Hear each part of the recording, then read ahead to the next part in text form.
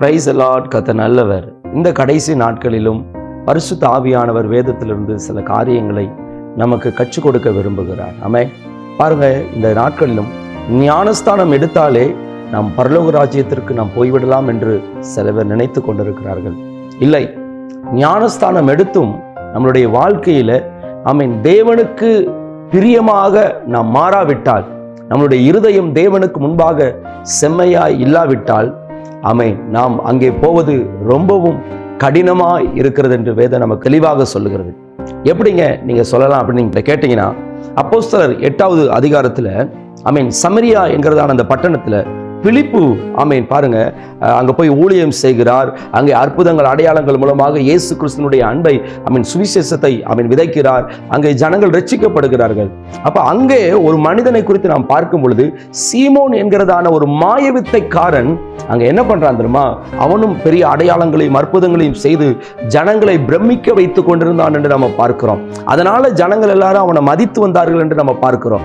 அப்ப இப்படிப்பட்ட ஒரு மனிதன் இயேசு கிறிஸ்துவினுடைய அன்பை அவன் கேள்விப்பட்டு பிலிப்புவினால் செய்கிற அந்த அற்புதங்கள் அந்த அதிசயங்களை அவன் பார்த்து அவனும் விசுவாசித்து ஞானஸ்தானம் அவன் எடுத்தான் என்று நம்ம பார்க்கிறோம் இயேசுவின் நாமத்தினால.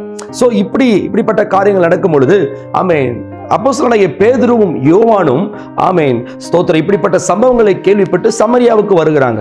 அவங்க இந்த ஜனங்கள் வெறுமனையே இயேசு கிறிஸ்து நாமத்தினால அவங்க ஞானஸ்தானம் பெற்றிருக்கிறாங்க, பரிசுத்த ஆவியை பெறல அப்படின்னு சொல்லி அவங்க மேல கைகளை வைக்கும் பொழுது அவங்களுக்குள்ள என்ன உண்டாகுது? அந்த வரம் உண்டாகுகிறது. அப்ப இதை இந்த சீமோன் பார்க்கும் பொழுது அவனுக்குள்ள இருக்கிறதான ஒரு காரியம் எழும்புகிறது.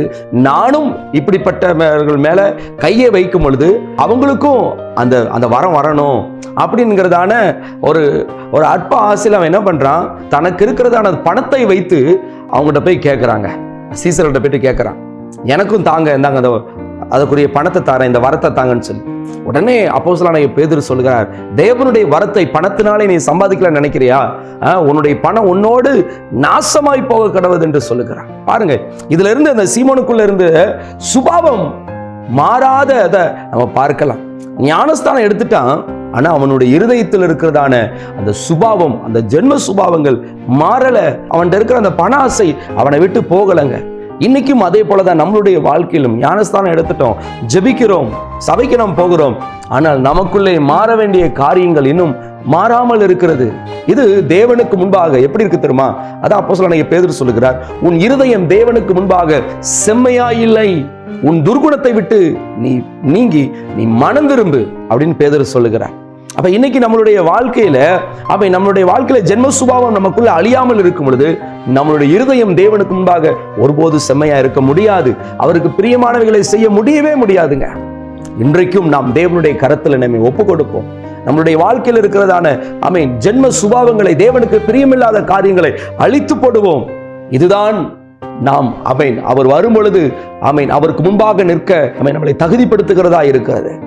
வெறும் ஞானஸ்தானம் மாத்திரமல்ல, உள்ளான ஒரு மனம் திரும்புதலை, ஒரு மனமாற்றத்தையும் தேவன் விரும்புகிறார். இந்த சீமோனிடத்துல அது இல்லாமல் இருந்தது. சோ இதன் மூலமாக ஆவியானவர் இன்றைக்கு நம்மளோடு இடைப்படுகிறார். இந்த கடைசி நாட்களிலும் நாம் ஒவ்வொரு நாளும் நாம் மனம் திரும்புவோம், ஒவ்வொரு நாளும் அவரை போல மாறுவோம். கர்த்தர் நம்மளை ஆசீர்வதிப்பாராக. ஆமென். God bless you.